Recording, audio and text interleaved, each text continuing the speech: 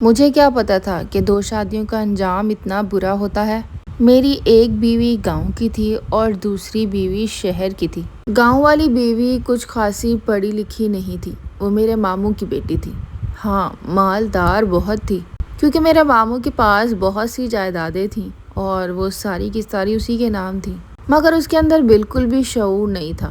مجھے ماڈرن اور اٹریکٹیو لڑکیاں پسند تھیں، اسی لیے میں نے شہر میں جا کر جاب کی اور وہاں ایک لڑکی سے شادی کر لی۔ وہ لڑکی انتہائی خوبصورت، ماڈرن اور میرے معیار کی تھی۔ گاؤں والی بیوی سے مجھے بدبو آتی تھی۔ اس دفعہ جب میں گاؤں گیا تو میری گنوار بیوی نے میری خوب خدمت کی، کیونکہ اسے شک ہو گیا تھا کہ شاید میں نے دوسری شادی کر لی ہے۔ یوں وہ بار بار میرے لیے کبھی دودھ کا گلاس لے آتی، کبھی میرے پاؤں دباتی اور میرے آگے پیچھے منڈلاتی رہتی، جیسے کہ میری ملازمہ ہو۔ میں یہ سب کچھ نوٹ کر رہا تھا۔ مجھے یہ دیکھ کر اچھا تو لگ رہا تھا، لیکن اس کی بدبو کا کیا کیا جاتا۔ جب وہ رات کو میرے لیے وہ دودھ کا گلاس لے کر آتی اور میں وہ پیتا تو میں فوراً ہی سو جاتا۔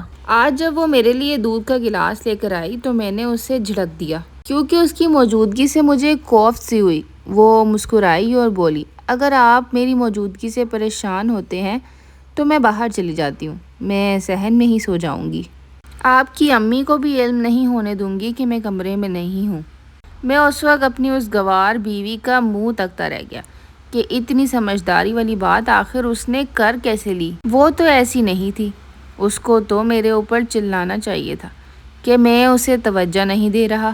میں بہت حیران تھا جب میں نے اسے دیکھا کہ وہ اپنا تکیہ اٹھا کر باہر چلی گئی۔ یوں تو میں سارا ٹائم شہر میں ہی گزارتا تھا، لیکن جب گاؤں آتا تو گاؤں کے کھانے اور وہاں کا دودھ اور لسی میری جان تھی۔ میں جب بھی گاؤں آتا تو کھانے کی فرمائش کرتا۔ میری بیوی جو گنوار تھی وہ کھانا بہت اچھا بناتی تھی۔ آج جب میں گاؤں کے اس بستر پہ لیٹا ہوا تھا تو مجھے میری شہر والی بیوی کی یاد آئی۔ پھر میں نے اسے فون کیا اور ہم نے گھنٹوں فون پہ باتیں کی۔ اس کی وہی معصومانہ اور بچوں جیسی باتیں تھیں۔ اس نے مجھے کہا کہ اپنی پینڈو بیوی سے پیسے لیتے آنا، یہاں پر پھر ہم بہت زیادہ شاپنگ کریں گے، اور میں اس کی باتوں میں ہنستا چلا گیا۔ میں نے اسے کہا، ہاں میں ایسا ہی کروں گا، اور اس سے باتیں کرتے کرتے میں کب سو گیا مجھے خود بھی نہیں پتہ چلا۔ جب صبح میری آنکھ کھلی تو میری بیوی میرے سرانے کھڑی تھی۔ وہ مجھے ناشتے کا کہنے آئی تھی۔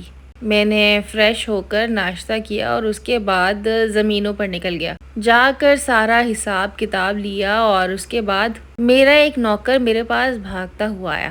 اس نے مجھے کہا کہ چودھری صاحب کچھ کریں، میری بیوی مجھے چھوڑ گئی ہے، اس کا کسی کے ساتھ چکر تھا، وہ مجھے دھوکہ دے رہی تھی۔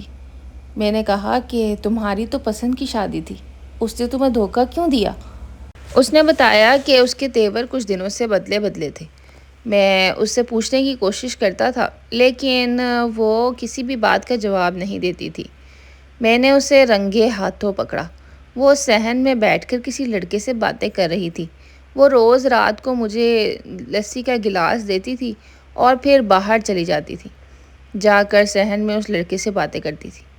میں نے اسے کہا کہ آخر ایسا کیا ہوا تھا جو تمہیں چھوڑ کے وہ اس لڑکے کے پیچھے چلی گئی؟ جب وہ مجھے یہ سب بتا رہا تھا میرے سامنے میری اس گنوار بیوی کا منظر گھوم گیا کہ وہ بھی تو کچھ ایسا ہی کر رہی تھی میرے ساتھ۔ میری شادی میری پینڈو بیوی سے میری مرضی کے خلاف کی گئی تھی۔ میری ماں نے میرے سامنے جھولی پھیلا کر مجھ سے بھیک مانگی تھی کہ تم صدف سے شادی کر لو، اگر تم نہیں کرو گے تو میں اس کی شادی کسی سے بھی نہیں ہونے دوں گی۔ وہ اپنی اکلوتی بھانجی کو میرے ساتھ ہی بیانا چاہتی تھی۔ صدف میرے جوڑ کی نہیں تھی، وہ بہت زیادہ سیدھی سادی تھی اور اس کا چال چلن بھی پینڈو جیسا تھا۔ میں نے اپنی امی کو کہا تھا کہ اس کا مناسب رشتہ دیکھ کر کہیں شادی کر دیں، لیکن امی نے تو میرے سامنے ہی رو رو کر میری ہی شادی اس سے کروا ڈالی۔ جب میں نے امی کی مرضی سے یہ شادی کر لی تو میں صدف کو جوتے کی نوک پر رکھتا تھا، کیونکہ وہ مجھے ایک آنکھ بھی نہیں بھاتی تھی۔ اصل میں صدف سے جان چھڑوانے کے لیے ہی میں نے شہر میں نوکری کی تھی۔ امی نے پہلے تو بہت رونا پٹنا ڈالا، لیکن پھر وہ مان گئی۔ انہوں نے کہا کہ صدف کی کروڑوں کی جائیداد چھوڑ کر تم شہر میں نوکری کرو گے؟ میں نے کہا، امی ایک بات میں نے آپ کی مان لی ہے اور اب ایک آپ میری بھی مان لیں۔ یہ بات سن کر وہ خاموش ہو گئی تھی اور پھر کوئی سوال نہیں اٹھایا۔ میں جس آفس میں کام کرتا تھا وہاں پر ایک لڑکی مجھے بہت پسند آ گئی تھی۔ اس کا نام عائشہ تھا اور میں اس کے عشق میں مبتلا ہو گیا تھا۔ جب میں نے اسے شادی کا پیغام دیا تو وہ فوراً ہی مان گئی۔ میں نے اس سے خوشی خوشی شادی کر لی۔ میں اس کی قربت میں بہت خوش رہتا تھا۔ ہم بہت اچھا ٹائم ساتھ میں اسپینڈ کرتے تھے۔ مگر میں جب بھی گاؤں جاتا تھا اور اس سے رابطہ کرنے کی کوشش کرتا تھا، ایک آدھ بار تو میرا فون اٹھا لیتی تھی، مگر اس کے بعد پھر وہ مجھے نہ فون کرتی تھی اور نہ ہی میری فون کالز اٹھاتی تھی۔ میں نے اس پہ نظر رکھنے کے لیے ایک چوکیدار تعینات کر دیا تھا تاکہ وہ مجھے ہر پل کی خبر دے۔ کچھ دن گزرے، میں گاؤں میں ہی تھا، میرے چوکیدار کا مجھے فون آیا کہ آپ جلدی آ جائیں، آپ کے لیے یہاں پر بہت بری خبر ہے۔ میں گھبرا گیا تھا۔ میں نے چوکیدار سے پوچھا آخر کیا بات ہے؟ اس نے مجھے تفصیل تو نہیں بتائی، اس نے بس مجھے آنے کا کہہ دیا۔ رات کو تقریباً 11 بجے میں اپنے شہر والے گھر میں پہنچا۔ میرے چوکیدار نے مجھے چابی تھمائی اور کہا کہ آپ خود ہی اندر جا کے دیکھ لیں۔ جب میں دبے قدموں سے اندر گیا تو میرے بیڈ روم سے آوازیں آ رہی تھیں۔ میرا دل اس ٹائم ڈوب رہا تھا کہ میرے گھر میں اس ٹائم آخر کون ہے جو میرے بیڈ روم میں گھسا ہوا ہے۔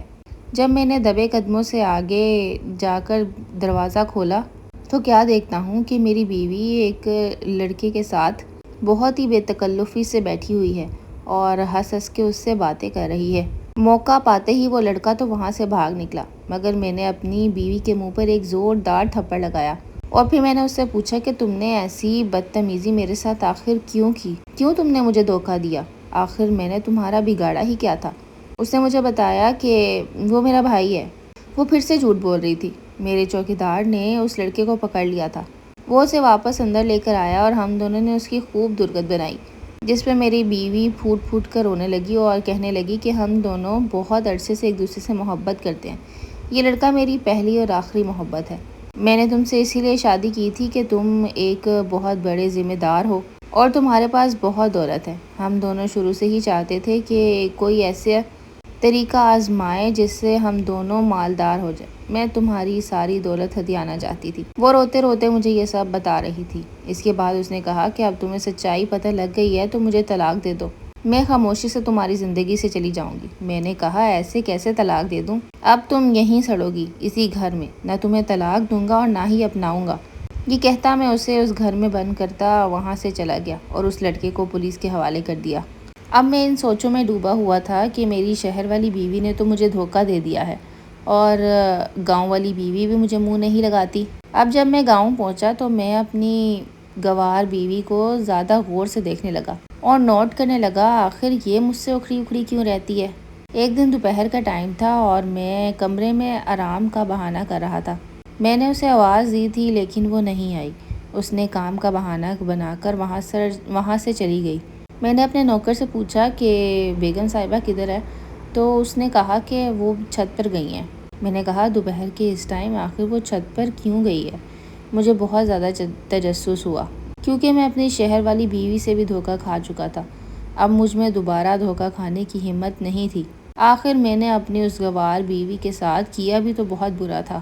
میں دبے قدموں سے اس کے پیچھے چھت پہ گیا تو وہ امی سے بیٹھی باتیں کر رہی تھی۔ میں نے دل میں سوچا کہ آخر یہ اس ٹائم یہاں پر کیا باتیں کر رہی ہیں۔ امی اس سے پوچھ رہی تھی کہ تم میرے بیٹے سے اکھڑی اکھڑی کیوں رہتی ہو، جس پر صدف انہیں بتا رہی تھی کہ جب سے میں نے ہوش سنبھالا ہے آپ کے بیٹے سے ہی محبت کی ہے۔ میں نے ہر ممکن کوشش کی کہ انہیں اپنا بناؤں۔ میں نے ان کے لیے وہ سب کچھ کیا جو ایک بیوی کرتی ہے، مگر ان کا دھیان مجھ پر کبھی گیا ہی نہیں۔ وہ مجھے ہمیشہ سے ہی گوار سمجھتے تھے۔ امی آخر بتائیں اس میں میرا کیا قصور ہے؟ میں یہیں پہ رہی ہوں، بڑی ہوئی ہوں، تو آخر میں کیسے ماڈرن بن سکتی ہوں؟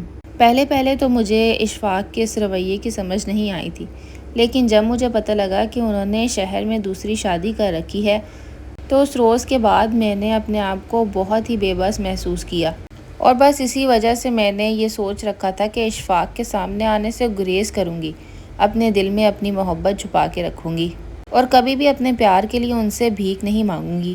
بس اسی وجہ سے میں ان سے دور دور رہنے لگی ہوں۔ امی جو کہ میری حیرانگی سے باتیں سن رہی تھی مجھے صاف صاف کہنے لگی ایسا کیسے ہو سکتا ہے؟ ایسا کیسے ہو سکتا ہے؟ میرے بیٹے نے مجھ سے چھپ کر دوسری شادی کر لی اور اس بات کا مجھے پتہ تک نہیں۔ امی اور اپنی بیوی کی یہ باتیں سن کر میں آگے بڑھا اور بولا امی یہ سچ کہہ رہی ہے، میں نے آپ سے چھپ کر اپنی پسند سے دوسری شادی کی تھی جو کہ شہر کی پڑھی لکھی لڑکی تھی۔ مگر کیا آپ کو پتہ ہے، جب میں واپس گاؤں آتا تھا تو وہ پیچھے سے اپنے عاشق کو میرے گھر پہ گھسا کر اس کے ساتھ رنگ رلیاں مناتی تھی، اور مجھے اس بات کا علم نہیں تھا، اسی لیے میں نے نیا چوکیدار رکھا تھا اور اسے رنگے ہاتھوں پکڑا ہے۔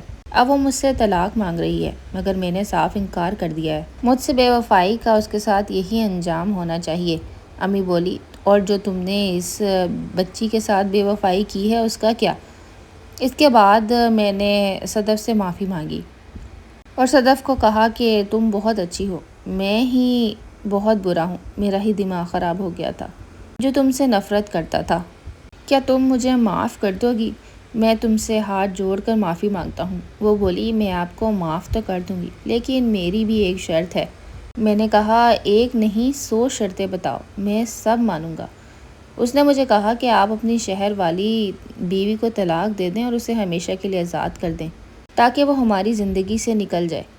مجھ سے وعدہ کریں کہ آپ ایسا کریں گے، اور یہ بھی وعدہ کریں کہ اس کے بعد آئندہ آپ کسی لڑکی کی طرف نظر اٹھا کے بھی نہیں دیکھیں گے۔